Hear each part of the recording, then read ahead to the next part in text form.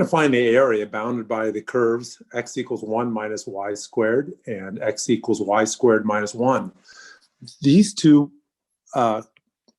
curves are both parabolas, but they are not opening up or down. They're opening to the right and to the left. For x equals 1 minus y squared, what we can do is start off by looking at this parabola. The one I'm writing right here. Trying to draw. I want to get it right, but maybe it's just too much trouble to get it exactly right. That's pretty good though. No. Okay, this guy here is x equals negative y squared. And so x equals negative y squared, but this is the one that I'm trying to sketch is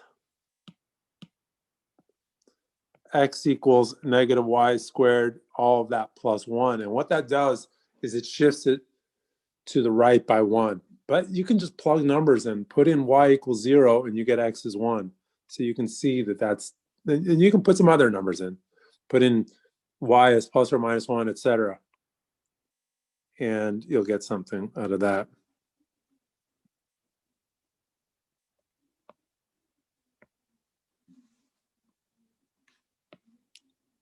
Okay, so it's a good practice to label the axis. And now for x equals y squared minus 1, what we can do is draw like, just another one of these little sketches here where, actually maybe I'll do it on the same picture, the same graph. Make my life just a little easier, save some space.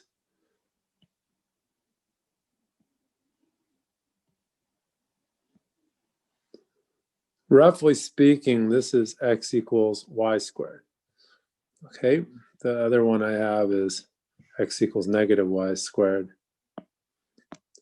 All right, so if I have y squared minus 1, what that is going to do is that's going to move to the left by 1. You can, so now I'm focusing on this y squared minus 1. Plug in y equals 0, you get x is negative 1. So you might want to do that. I'm sort of thinking I like the colors of red and green today. Christmas colors. Yeah. But, and, not but, it is not but. And we also have other holidays. Hanukkah is beginning soon. So, and Festival of Lights and Kwanzaa, just a wonderful time of the year. For some people say, no, don't care for any of the holiday stuff. Anyway, better move on. But, okay, well, okay, I'm ruining the color theme there. Maybe this, okay, so I'm trying to find that shaded region. Now, these two functions are, well, let me just write down x equals y squared minus 1, and on the other side, x equals 1 minus y squared. This is x as a function of y, and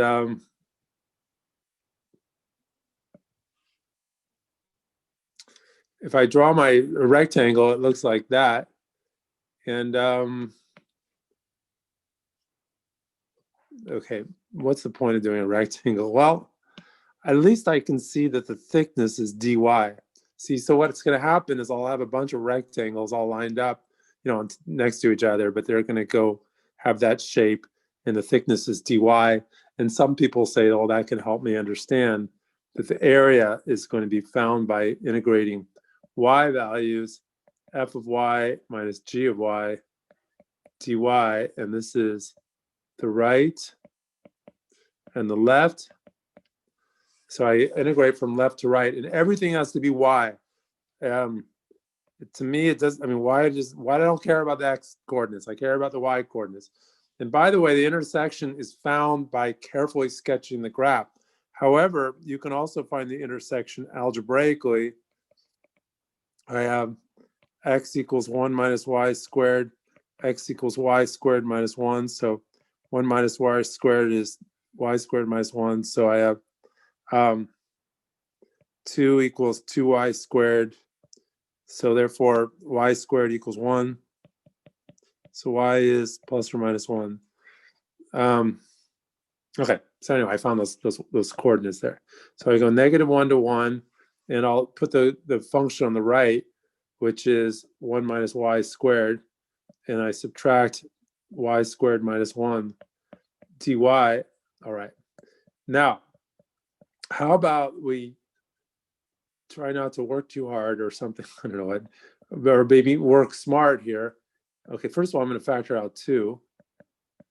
And now, let me just point out that I can go -1 to 1, but maybe also, how about this idea? What if I go just through the top from 0 to 1 and then double the answer? So I have 2, I go 0 to 1 and double it. And I have 1 minus y squared dy. So that's 4. And okay, so do you see that? By symmetry, I can do the top and then double the answer. Essentially, 1 minus y squared is an even function. That's what I'm using. So if I, instead of going -1 to 1, I go 0 to 1.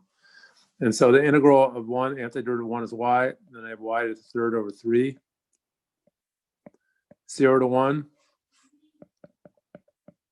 1 minus 1 to the third over 3 minus all 4 times 0 equals 4 times 2/3, and that makes 8/3.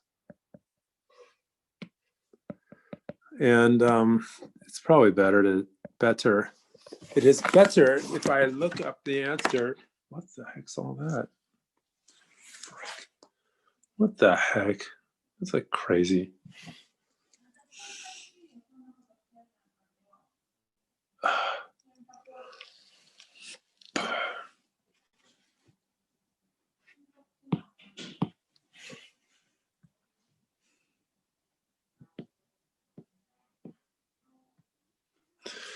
Sorry, what happened is that I swiped this, and so that video's trash, but I swiped it and it brought up my son's Discord. The thing about my son's Discord and the friends is that we've been talking about it, but some of the videos are offensive that there's friends that are sending each other. So I gotta take the Discord off, because if it comes up in class, I can get like fired for some of the things he's putting. That his friends are. We've talked to him about it. It's like anyway, that was, I don't know what was on there.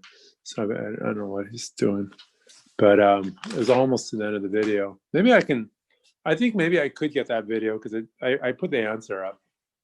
I'll just cut out that last part. I got to take off that Discord though. Anyway.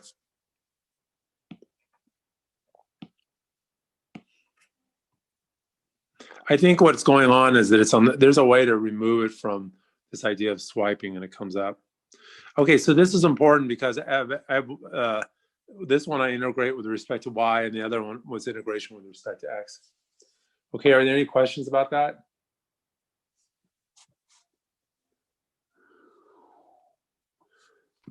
Why'd you multiply by 2 again for the 4? Well, the 2 is just factoring out 2.